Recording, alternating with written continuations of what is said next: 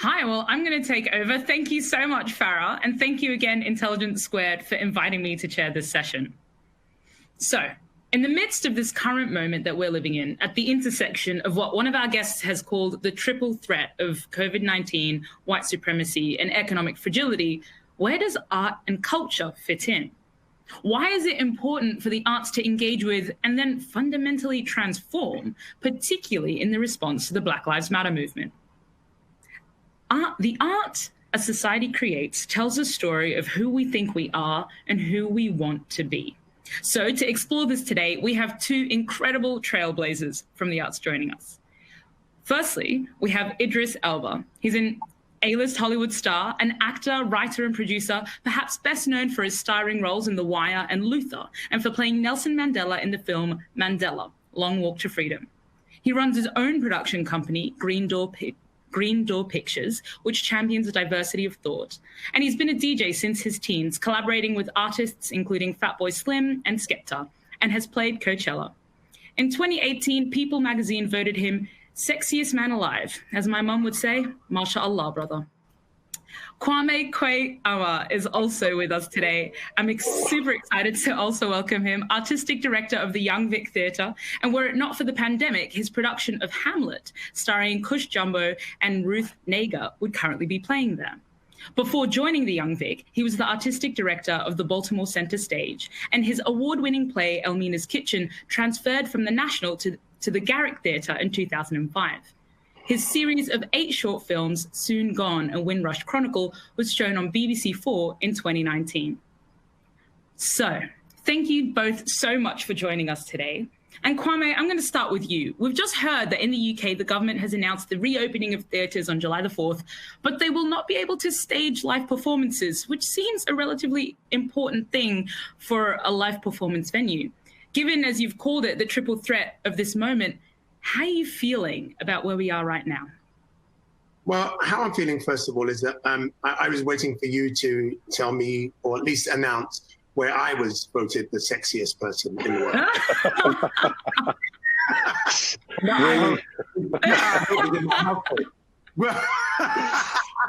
But actually, I'm just going to say, and I would say that in this room, I did a quick check, and I think that you've got like, I don't know, 80,000 followers on Twitter, and it just got like 2 million. So I'm like the boy here. I'm just gonna let you know that I got the most to prove in this room. But on a serious note, on a serious note, you know, it's a very hard time. And I think you framed the question really well. That we can open the theatres, and that's just a legal technique, but we cannot perform. We can't even really have a bar in there just yet until we get the go-ahead from Public Health England and the government. I think one of the hardest things about being a gatekeeper, about being an artistic director of an institution, particularly in a place like London, you know, in a multicultural, intellectual, it's a soulful space, London. And our artistic community are soulful and spirited people. And so at this time, while we're amid the triple threat, my theatre would be alive and buzzing, with people wanting to put on art, with intellectuals wanting to discuss, with young people wanting to come in and find out how they can contribute using the weapon of choice, or their weapon of choice, art. And so it's a really hard time to not know that, not know when I can put my art back on our stages and facilitate that kind of discussion. I'm a hardwired optimist. I believe that we are going to store the energy of this time. And when we can open our doors again, the power that's going to explode on our stages and vibrate through into our audiences is going to be like nothing that we have ever witnessed before. And that's just not my stage, but across the stages of Great Britain. Idris, I see you nodding. Does that resonate? Yeah, very much. I mean, I'd almost, you know, hello, Yassmin, good to meet you as well. But I'd almost, you know, replace the word art with voice, you know. How do we, you know, you take away my art, you take away my voice, you take away my expression, you know, in many different art forms. You take that away, then, you know, there's no way I can release what I'm thinking, how I'm feeling. There's no way for you to reflect on my art, on how you're feeling and what you're thinking. And that is a pressure cooker for disaster in a community, in a culture, in a place like London, in a place like England, where we, you know, we're used to sharing our voices. We're used to that, you know, and some of the biggest moments of change or outcry have come either through our arts or through, you know, uprising. And that again is our voice. So, you know, I agree with Kwame, you know, it's, and I also believe that, you know, when we do get to a place, like Kwame said, I think it'll be a very explosive time. I think it will be a very expressionate time. And by the way, good and bad. And by good and bad, I mean, you know, what you're seeing at the moment is a real uprising on the negative side, on the right wing side, on the you know, people that have extreme views. But that uprising is okay because we need to let go of stuff. You know, you can't kill our voices. We have to be able to express ourselves, you know? And on the topic of uprisings, I mean, Kwame, this is not your first rodeo. This is not your first uprising. How do you think this generation's display of resistance is different to what's come before? Oh, I think that's a magnificent question. And I would say that Idris and I have known each other for many decades. And so it wouldn't be Idris's first ride through this uprising either. And I think, you know, the uprisings of the 80s on the streets of Brixton and Toxteth and nationwide, the back end of the 80s, the second wave. I would say looking at 2011 and that across the country. I was in Baltimore in 2015. And when that uprising, the first Black Lives Matter uprising really happened. And now here, and so this is like uprising number 5. You know, and it's quite fatiguing, if there is such a word, that when my 15-year-old son says, "Dad, can I go to the march in central London amid the mortal threats that is COVID?" And when I say why, that he speaks about, you know, the knee on my neck from white oppression and structural inequality is harder than the threat of COVID. And that when he said, and now my generation is going to fix it. And there's a connotation that my generation didn't and the generation before didn't. And history has a big eraser. History forgets the things that went before. My generation in the 1980s, we stood on the backs of those who marched from Deptford into central London about the death in Deptford of many young Black teenagers. Having said that, I am magnificently inspired, in particular, by young Black women at this moment. Young Black women have said, "We got you, Black men." We know at this moment in time that even though we are being killed too, that your mere presence provokes an existential angst, which means that you have to be destroyed and put down. From Amy Cooper to George Floyd. And what have our Black women done? From those who are leading Black Lives Matter, both in the United States and here, our sisters have galvanized. Our sisters have said, "Brothers, we see you. You are our fathers and our uncles and our brothers and our fathers, and we got you. We can't take no more of that." That's an old generation. Thank you, Idris. Thank you. And so I'm magnificently proud of the way that they have galvanized, the way that they have spoken truth, not just to power, but to a different kind of ear. And that's what they have created, your generation right now. Your generation has, in my opinion, have created a deeper listening. Now, how long that listening will last for is also up to my generation, Idris's and I's generation, and yours, to hold hands and make sure that we can find the way to both be inside the house and outside the house, to make the noise outside of the house so that those inside the house can whisper in the ears of our colleagues and say, "You know what they're saying out there is truth, and you need to fix this house." Idris, you're inside the house, right? So how different is this moment of listening, do you think? Just building off what Kwame said, and sorry to cut you there, Kwame. What does inside the house mean? Sorry, Yassmin. Well, I mean, perhaps this is, and it's a good question back at me. I take inside the house to be someone who's made it within the system at the moment in the way that the system is currently set up. And both of you have managed to find a way through a system that is not designed necessarily for you to succeed. And I'm really curious about how you navigate a system that's not built for you to succeeding despite all of that, and what you do when you get there.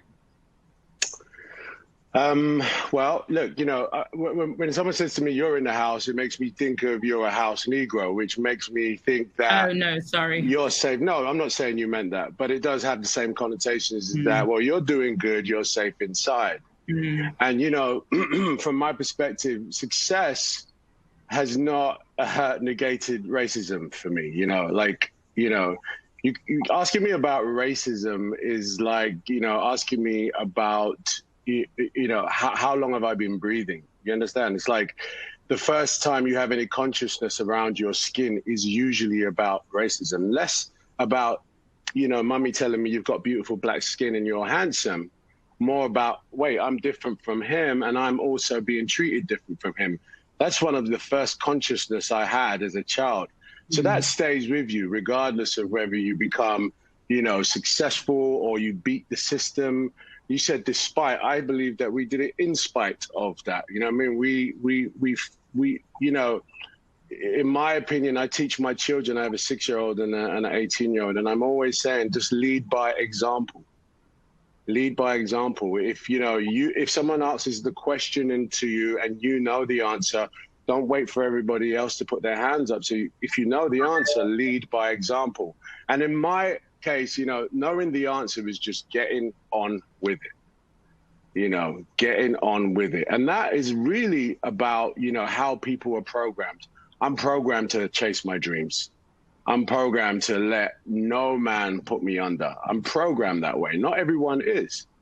And sometimes there is a knee on your neck, or there is a foot on your foot to holding you back 100%. But regardless of that, the way I'm wired is to just keep going. And what's happened is I named my company Green Door because essentially someone said it to me the other day is because I want to leave the door open for the next man. And the door's green. Ha, pun. Get it? See what I did there? But, yeah. But essentially that's why Green Door is that, because I really do want to lead by example, leave the door open for the next man. I think we should always think about looking forward. We can spend a lot of time talking about where we've come from. We could talk about why we're here. But what we should be thinking about is where we're going. If you put something nasty in your mouth, you're not thinking about keeping it there and discovering why it's so nasty. You want to take it out and put something good in your mouth. And that is how we evolve. That's how we grow. So that's how I've approached it, Yassmin. I appreciate that. And thank you for clarifying that, because for two reasons. One, because I think sometimes we can make the mistake of thinking racism is something we can outperform, when that's never the case. We can't outwork, our blackness. And also the fact that you would characterize it as in spite, I think is a nuanced difference, but it's really useful and important to put forward. So thank you. I'm going to come back to you, Kwame, in a sec, but I'm also going to ask you, Idris, about your production company, because I know that you talk about this concept of diversity of thought. And the reason that twigged for me was diversity of thought was also the same phrase that the health minister, Matt Hancock, used to erase or hide the fact that there were no black people in cabinet. He said, we have diversity of thought. So I'm really curious about how you interpret diversity of thought. I didn't know that. Cheeky. Well, look, diversity of thought came as a way of describing how we think about, and this is very specific around how we think about changing the ratio in the film industry. Let's see some more black and brown women, LGBT communities in the storytelling process. And how do you do that? You diversify your thought of how you process stories. You know, many filmmakers will tell you that, black, brown filmmakers will tell you they'll go to a commissioner and the commissioner will compare their story to what's there, what's come before, what's similar. The diversification of thought is nowhere. It's just here.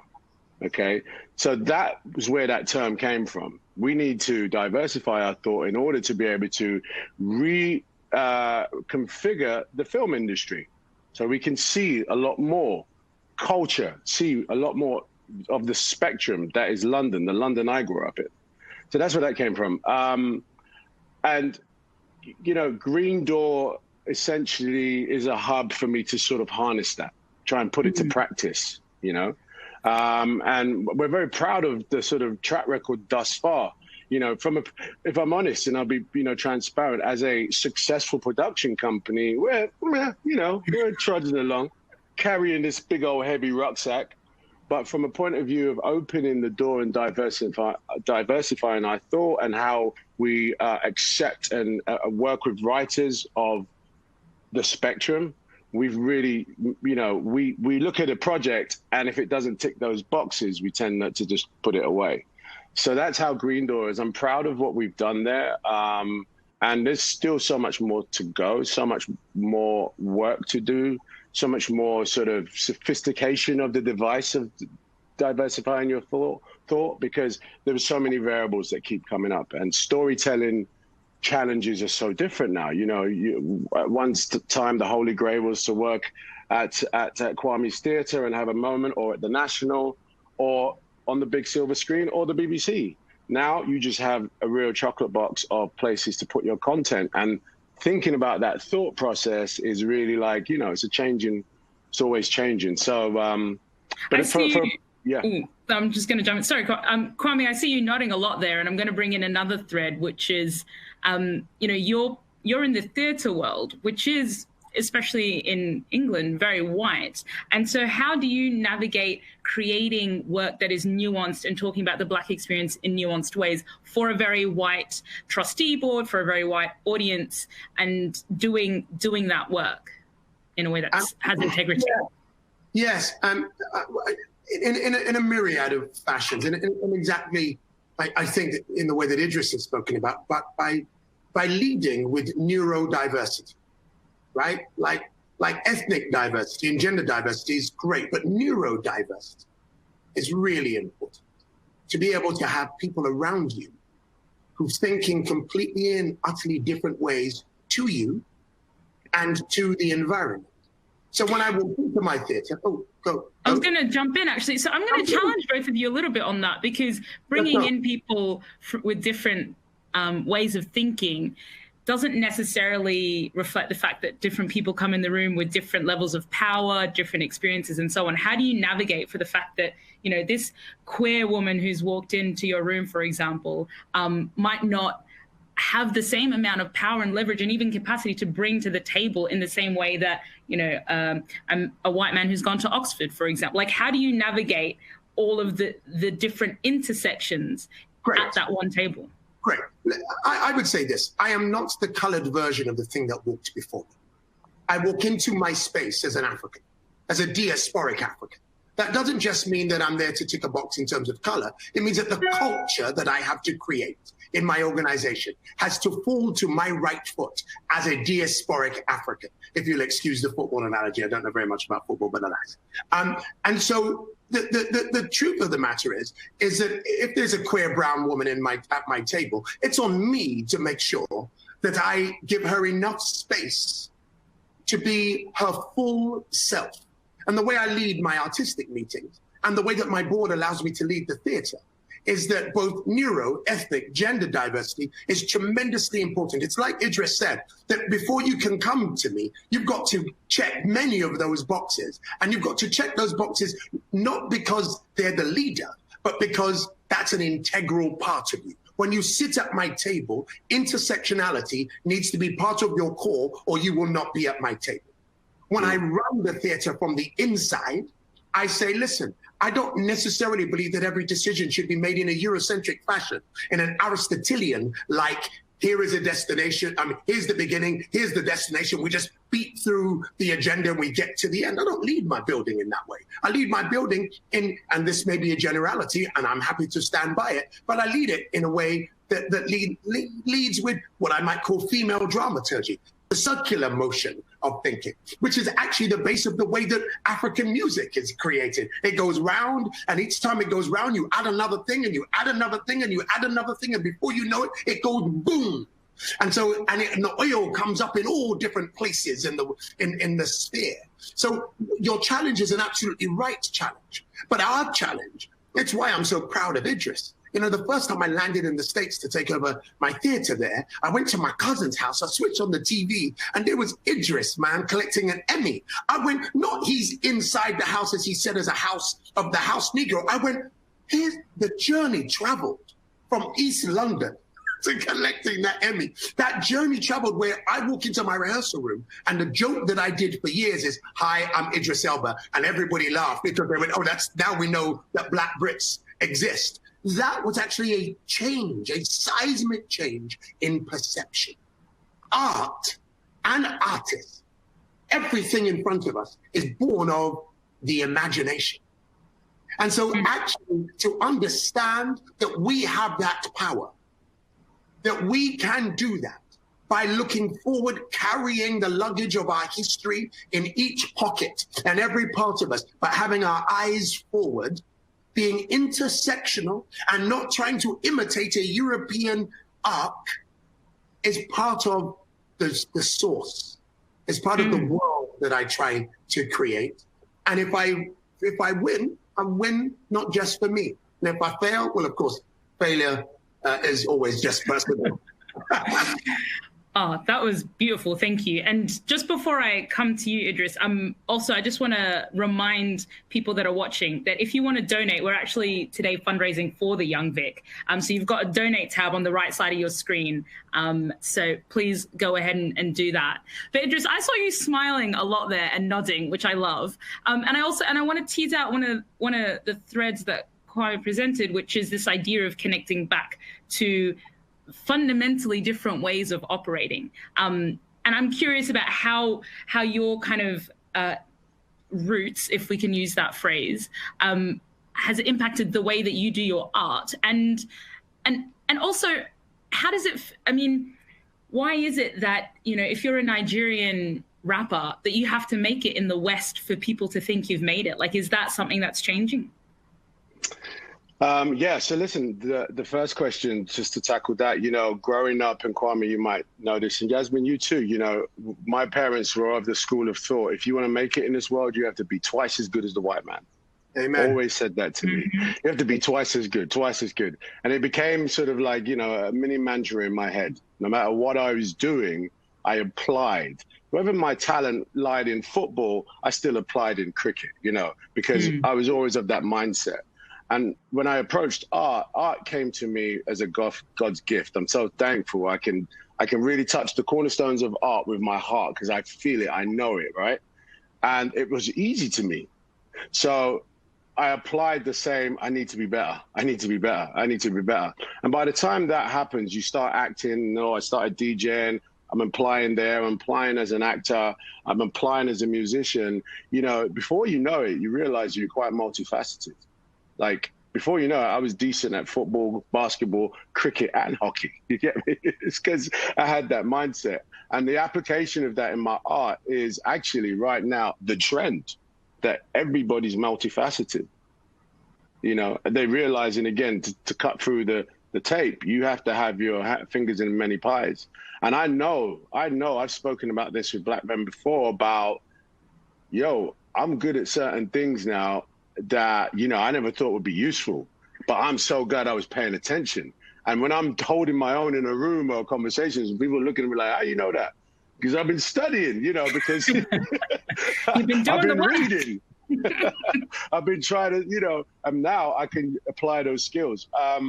Listen, I think the plates have shifted in terms of if you're Nigerian, that you need to be accepted in Brooklyn to be called a rapper. That has shifted. Those days are over.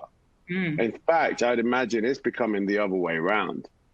And I think one of the reasons for that, and Nigeria is a great example, is that they believe in themselves, you know? They believe in themselves. They don't see a Nollywood movie and just criticize it because the lighting or the continuity is rough. They believe in the intention. They believe that, hey, this story, this folklore, these actors are going to teach me something, right?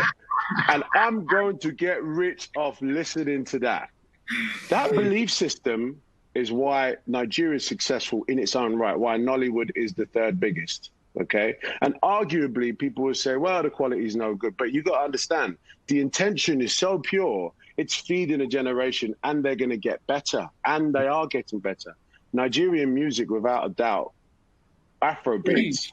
Killing it. Owns the market space, you know? Yeah. So that's changed, and I believe it is something to do with us Nigerians believing in their own, you know? Instead of saying, I'm going to take this guy's one, let me see what my brother's doing. And if he can do it, I can do it. You get me? And that is that's a very healthy cycle, you know? It's something us East Africans can learn as well. Sorry, go Kwame. I'm sorry to jump in here. I just want to riff on that, right? Because when, as just said, when we were young, I was a musician, right, and an actor. And when I'd walk into an acting space, they would never know that I was a musician because you couldn't tell people that. And you had to separate your life into these neat. And here we now live in a time when everybody can be a splash artist, not just because they can, but actually because they have to. And which means that actually the thing that we were forced to do, which is to be twice, Idris, you're lucky, it was twice, 10 times, bro. I now just say to my children that they have to be twice better, which is great progress. But actually the box or that place that we were placed in by our parents, our brilliant parents who made this country a warmer place, the thing that they demanded of us, that we were twice as good, has now given us an advantage. That wherever we land in the world, we now know that we have a multiplicity of skills, that we're not just going to hustle on one front, but we're going to hustle on many fronts. And we know that we have to be better than nearly everybody else to even break through. Now that's coming home to roost. And we are landing wherever we land in the world, and we are showing our value. The question that we keep shouting about in this country is, Britain, don't look to America and just look at its racism. Look at how many glass ceilings you put on us. It made us better, but it also had a cost, and it has a cost on our spirits and our mental health. And we don't want that for our children. We want our children to have their eyes straight ahead, not having to worry about any of the other structural inequalities that are trying to keep them down. And I tell you what, we will solve the world's problems. Why? Because we have diversity of thought in our DNA, because we have to survive. 100. I feel like I'm, at church / mosque / wherever you go to get your hype. So I guess I've got a cheeky question for you both next. We're an all-black panel here, safe space, shall we say. What do you wish that you could say, to all the folk in the industries that you're in? And what do you, something that perhaps you wished you could have said when you were coming up, or right now, unfiltered? What is the thing you want people to hear?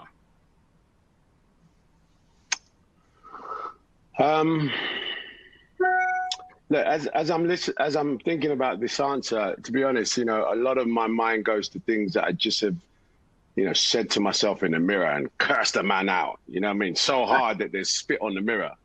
But I'm going to go away from that. And in actuality, if religious or not, but if you take the concept of Noah's Ark, okay, and the Ark is taking the next generation forward. The storm has come and it has blown people left, right, and center. Moving forward, you need to get on the Ark.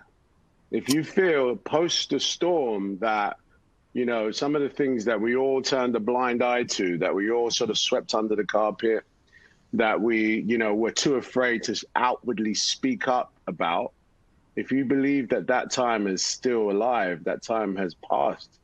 And the question is now, will you be stuck on the water, drowning with a lot of people who would stay there, or will you be on the ark where people are just going to move forward to greener grounds? You know, and that's what I would say. And by the way, again, I'm an optimistic, but I'm also realistic. Nothing's going to change overnight. That journey on the ark is a long, treacherous journey. It's a long one, but we'll get there. But you have to be on it to be there. And that's what I would say to industry folks, people that are in position of power to change policy, to change mindset, to change their own company policy. Get on the boat. Don't stay in the storm. That's what I would say. I love that. It's going to be my new mantra. Get on the ark. Get on the ark. Get on the boat, mate. Get on it, mate. Metaphor is beautiful. It does all the work for you. Get on the ark, baby. Don't be on the wrong side of history. Word. And if somebody said to you, Kwame, well, what is the ark? What does that mean for me? I like you, you know. You don't just think you're gonna dig deep. I mean, we're here, right? I'm never gonna get this opportunity again. Engineer, turn slash artist, everything. I see you. You're like, yo, I'm going in deep. And you know what? The arc is what you want it to be. And I don't want to be weird about it. I'm not trying to be obtuse.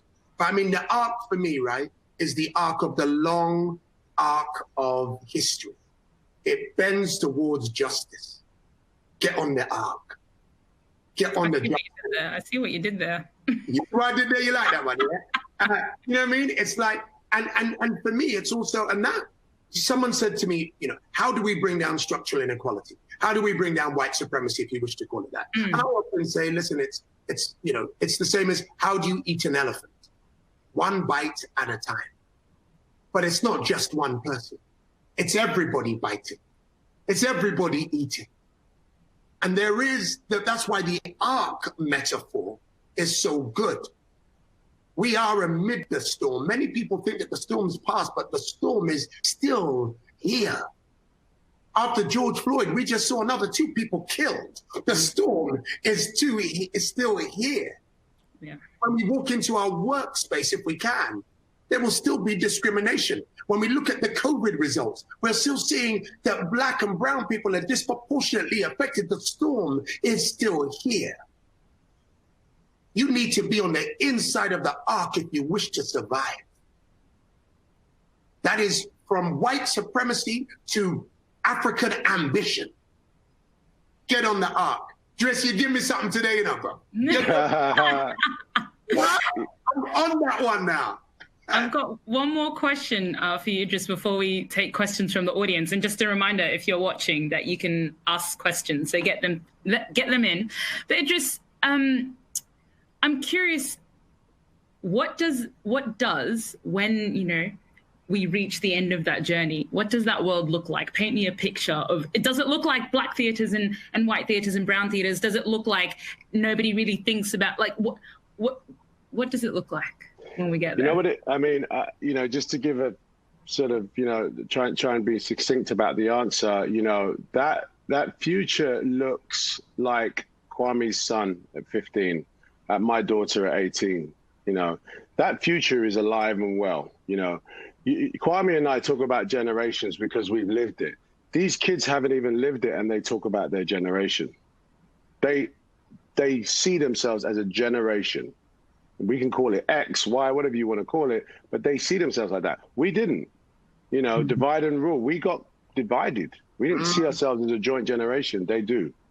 What does that mean is in the future? You know, for me, it feels like a place where, you know, sexism, racism, you know, are ultimate disqualification. Okay, as Kwame said, if you make it to the table and you don't come with the X amount of the stuff, you won't be at the table. And I think if you imagine a generation where, you know, that is inbred into all industry, okay? It is inbred into education, into the health system, where you don't look around thinking you are being treated any worse than the next man. That's what this looks like. When you go into to sell a film, you're going in there because your generation of people are looking at you, knowing what we've come through and expecting your story to reflect it. Not that, oh, you know, we want you to come in here and just sell us so that we can make a lot of TV. No, we want you to tell us something. And that's what I imagine. And that's what I imagine the future will look like, will feel like, that there's a general consensus that, hey, we are all of this generation. We all deserve a chance. Let's give it. Let's do that. You know, richer are going to always stay rich. Poor is always going to stay poor. That's just a factor of life, yeah? But the reconfiguration of how justice and equality can be set is definitely what success looks like to me. And Kwame, my last question for you before we go over to the audience questions is, you're now in a position where you're a gatekeeper. And so you know the sort of like steps that people can actually take. So what are the folks watching, what are some steps that they can leave this conversation with to be like, all right, this is, you know, if they're a film director or a head of a theater, what do you want them to go out and do? I think Idris said it, you know, but let me frame it from my mouth. When the door opens, make sure you've got your luggage with you. So that when the plane goes to take off, you don't have to say, I've got to go home and pack. Make sure you've got the thing, or like only do art if you must.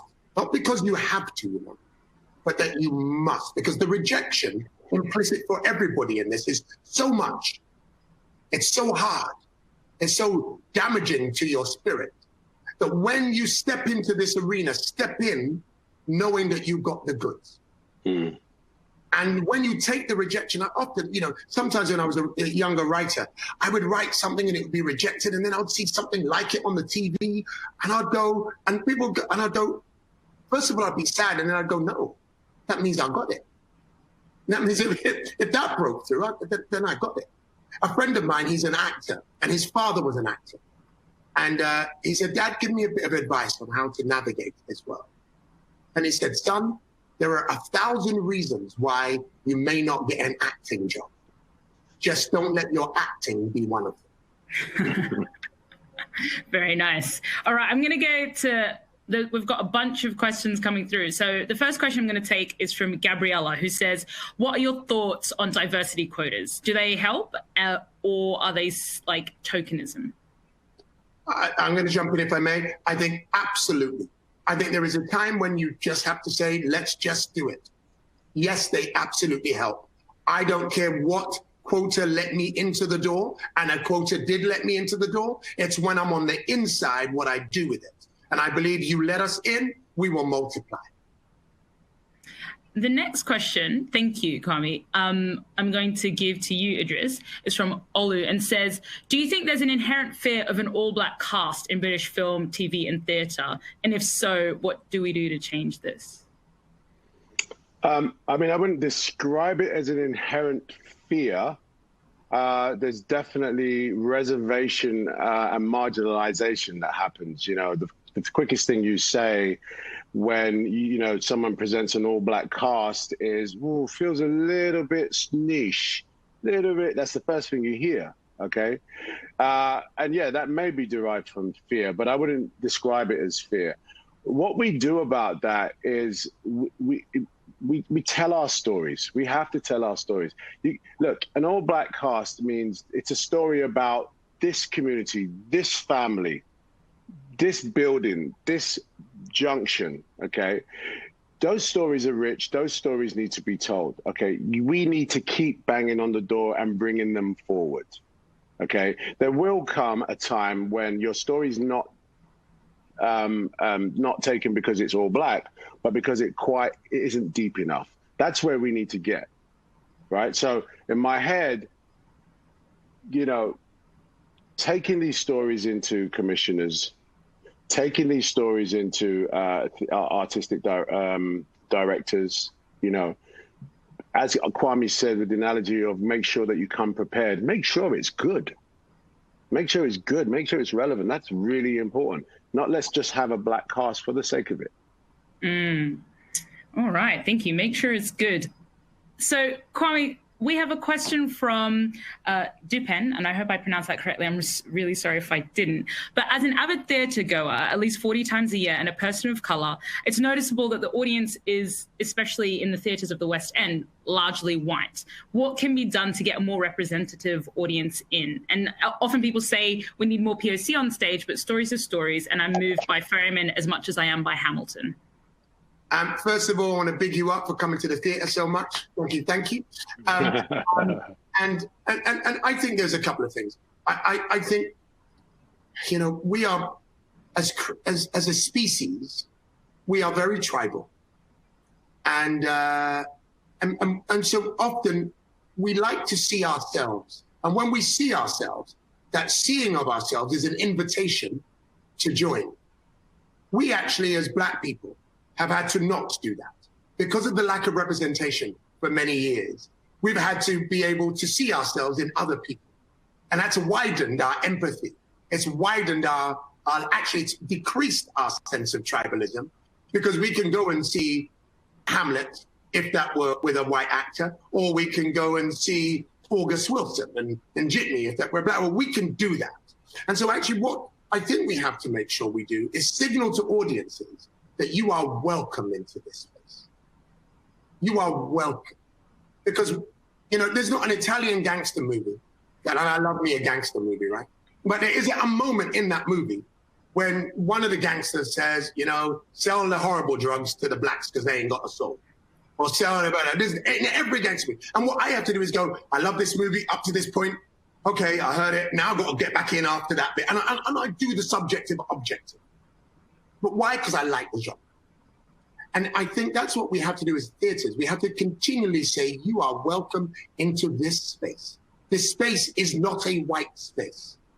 Doesn't matter who's on the stage. And I think that we're doing that. I think we're beginning to see across London an increase in diversity of audiences, not just because of who is on stage, but who's running the theatres and what they're choosing to program. Okay, thank you. Now, I've got another question from an Alexander that I'm going to couch a little bit, which says, you say you admire Black women, but how do you respond when folks within the community feel disappointed by some of your choices? And as Black men, how do you show that you're equally supportive of Black women or address these kind of intersectional issues? So just rephrase the first question again for me, because I wasn't sure how to answer that. Sure. I think the question's referring to some of the choices or the work that you've worked on in the past together. And I guess it's referring to how do you, as very prominent Black men in the arts and culture world, respond when other parts of your same community, like Black women, feel disappointed? No. Sorry. I'm going to, you know, everyone has the right to be disappointed. Like everybody has the right to be proud, right? And so whatever I do, if I look at my theatre, I look at the overwhelming majority of the work that's been on my stage since I've been the artistic director has been diverse. The overwhelming majority of the work have been produced by women. The overwhelming majority of the work has had Black women at the core, probably not the overwhelming, but certainly a majority has had Black women at the core. But I don't do it for the applause of Black women. I do it because I'm my mother's son. I do it because I'm my daughter's father. I don't do it for anybody else's applause. I'm not posing. I'm not virtue signaling. I'm doing what I do because I think that's right. And I can look at myself in the mirror and say, sister, if you were disappointed in something that I did, then I'm sorry. I hope that it was a sin of omission and not commission. And now that I've heard you, I'll try and integrate that into my thinking. I would like you to be proud of me, but you don't have to be. Possibly your criticism will spur me to greater things, but I am my mother's son. I will just before you take the next question, just attempt to answer that too. I mean, I'd say the same, I mean, if, there's choices that I've made as an actor that have disappointed predominantly Black women, that breaks my heart for sure. And, my intention would be to, okay, let me see what I can do to do better. But I will tell you this, that, if someone was to ask me what I think, I'd say, well, disappointment is part of my game. I disappoint many, many people. If I didn't, I would have fans everywhere. I don't. Not everybody loves me, and that's a part of my acceptance. I accept that. And so, for me, I wouldn't answer that question like, hey, I'm going to give you my reasoning as to my choices. But you know what? That's part of my game. I'm sorry you're disappointed. I appreciate you both answering that question honestly. The next question I have is from a Jason who says, a lot of Black celebrities were called out as not supporting Black Lives Matter on social media and accused of being traitors to the fight. Do you think they received this condemnation due to their perceived silence? And how do you feel about sort of celebrities and engagement with issues like this on social media? Look, I think that celebrity politics is very dangerous, and it's become a real hotbed. It's become a real sort of topic at the moment. And listen, I probably am one of those celebrities this gentleman's talking about, because I tend not to overly send my views on Twitter. I don't consider Twitter a place where my views on a subject should be, acknowledged, celebrated, or, disappoint people. It's not the forum, it's social media. And I think people take it very, very seriously, especially in times like this. For me, I think that if we are looking towards our celebrities for guidance at times like these, when our leaders are letting us down, then there is an issue of focus on that point. For me, yes, I can use a platform to amplify things, and I do, but social media isn't necessarily the forum for it. And I would say, I love this generation, man. And I love that you have, from Tunisia in 2011 to today, that we can use social media to mobilize and to advocate. And it's magnificent. And I was very proud of John Boyega when John, to put all that he has at risk by speaking from his heart in the way he did. I wanted to cry. I literally was sat in this chair watching it on TV going, oh my God. But also, everybody does the thing that they can do. And I don't need someone to virtue signal by saying Black Lives Matter on a tweet or on any kind of social. Show me your deeds. You don't know what's going on behind the scene. You don't know what move they're negotiating right now that could actually put this right in the middle of a discussion where it might not have been. You don't know. We don't know. So we can look for the virtue signaling, and that's great. And we can look, and I don't mean that doesn't mean that everybody who did it was. But certain people go to the media. Me, art is my weapon. If you want to see what I'm thinking today, look on my stage in a year's time. You'll see that, because trauma, for me, is best served at a distance. Yeah, trauma best served at a distance. I'll remember that. This is a question for both of you, I think, from a Sheka Abassi, and says, how do I, as a disabled screenwriter, filmmaker, actor, break through the independent filmmaking scene or get through to BAME-run production companies when there's a subconscious bias towards the very nature of disability and the lack of assumption of ability? And I wondered if you had a take on that. Well, I mean, again, it's about being, in my opinion, you're going to weather the storm. We know the restrictions. Let's not talk about the restrictions, and let's find a way through. Let's be gravity. Gravity is your goal. Just fall towards it. Yes, there needs to be massive reconfiguration of that, especially for people of disabilities. At Green Door, we stay very conscious about it. Some production companies we know do not. We know that. But it is around allowing that message, that amplifying that somehow within the industry. Brother, you know, send your scripts in to myself and Kwame. If they're not for us, you'll get a letter to say they're not for us. But don't give up at that junction. Send to the next man. Please don't allow your disability to and your knowledge of how you are not acknowledged to stop you. You got to move forward.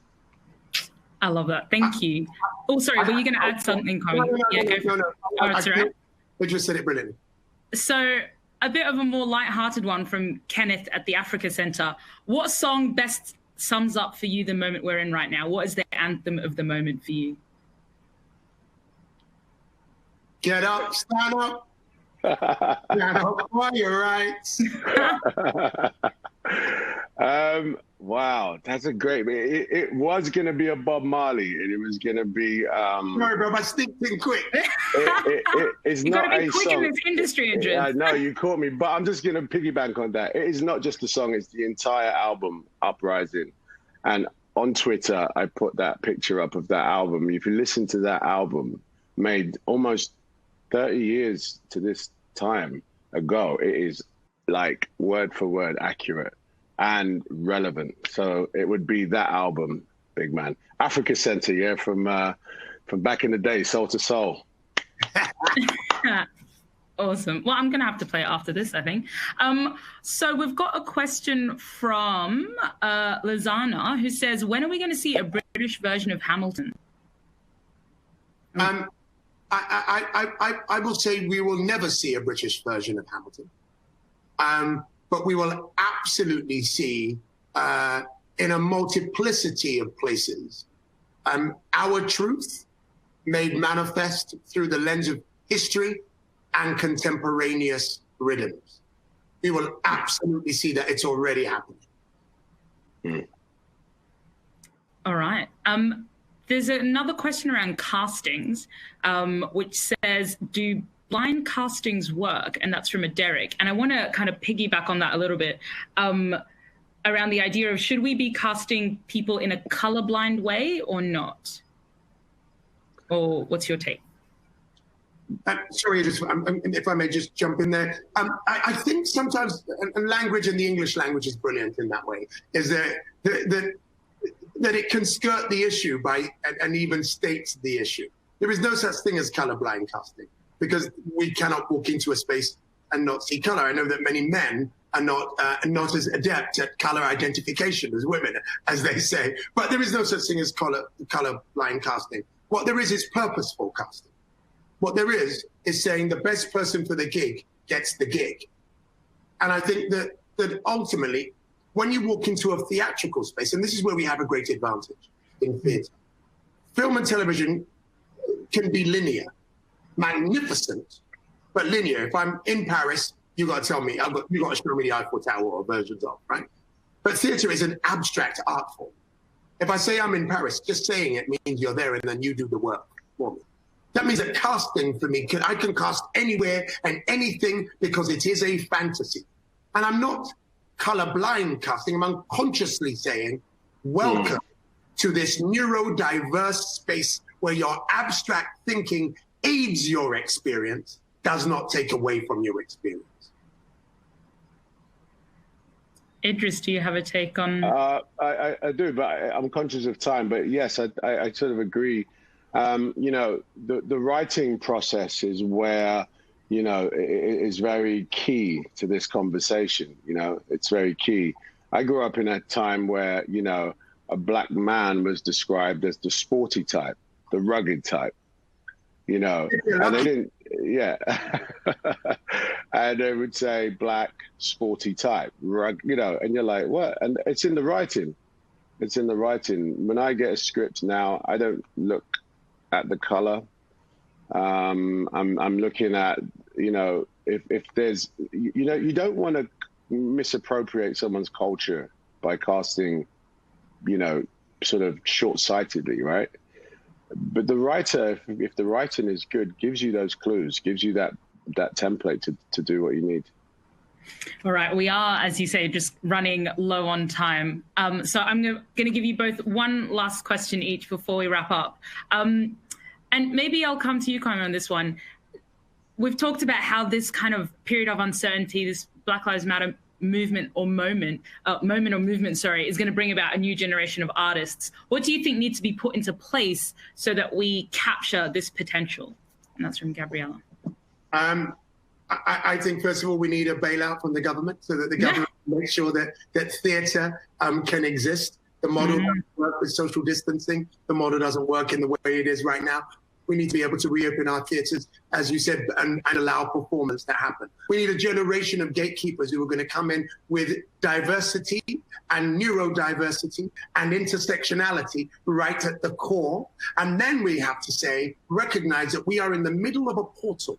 And what we had before will never be rebuilt. And we don't quite know what we're going to build tomorrow, but we're going to build better. And with that, I think we'll be able to seize the day, carpe diem, or even seize tomorrow. I don't know what the Greek is for tomorrow. to move forward and actually go, oh, I can take the ideas from everyone and everything and create the art world that we've been longing for. All right, Idris, the last question that I have for you says, I'm going to take spin on it slightly. It says, what advice would you give to your younger self? But perhaps the question is, what advice would you give to a younger version of yourself that was coming up today? My advice would be, stay focused and see the prize the whole time. There's going to be times where that prize is really hard to get. Just stay focused and get towards it. That's what my main advice would be. And under that, in sub brackets, I would be like, save your money. Okay. Be smart with your money. Okay. Be genuine with your friends. Okay. Like make friends that you feel are going to be there for life. Don't, just latch onto anybody and think they're going to do good by you. All right. Be careful of that. That's an important one, especially with your rise as an actor. People tend to, your love, the love people have for you is amplified and it's fake sometimes. So be wary of that. I would say learn a different language, learn a few languages, because I didn't. And any language I've learned, apart from my mum's Creole from Sierra Leone, I've had to learn in bite sizes for a movie. Lord, do I wish I could speak French or speak Spanish. I would have jumped into so many different markets as an actor. I would have been, it would have been a really door opener for me. And the one thing I would say to anybody that's coming up is, man, you got to enjoy it. You've got to enjoy it. You've got to love what you're doing. Even the rainy days are going to be sucky, but you got to love what you're doing. That's if I'm honest, I took that advice as a young man to myself. I had many times when I thought, I'm just going to give this up. This is not working for me. But I love it so much. I mean, I genuinely love it. I wouldn't do it. I would do it if I didn't get paid for it. So if you have that same feeling for what you're doing, stick at it, man, and it will pay off for you. The bars in this last hour, overflowing. Thank you both, Kwame and Idris, for sharing your time and your wisdom and your honesty, your hope and your optimism, in a time of a lot of change, in a time of great uncertainty, in a time of a lot of pain, I think, for so many of us. But also, we're getting on that boat, right? Yeah, we're getting on the arc. And Yassmin, I just want to say thank you as well. Thank you for drawing out real questions, drawing out real themes. Thank you for going deeper in this time, and you do it majestically, and you should be a beacon of women as well as men. So Well done. Thank you, Yassmin. That's so cool. I'm going to go home and be like, Idris said I did this majestically. Thank you. All right. I'm going to hand over to Farah now. Thank you both so much. Have a lovely evening.